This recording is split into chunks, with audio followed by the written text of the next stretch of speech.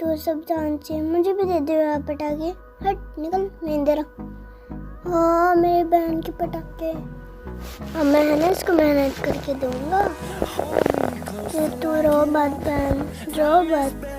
भैया हाँ सड़े गए रॉकेट को अच्छा रॉकेट बनाऊंगा ये। अरे ये कागज से बनाऊंगा मैं तो।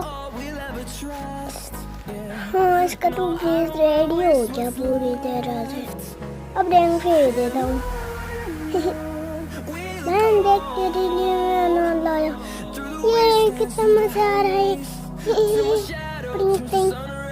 ये भले भले लाइक सब्सक्राइब शेयर कमेंट।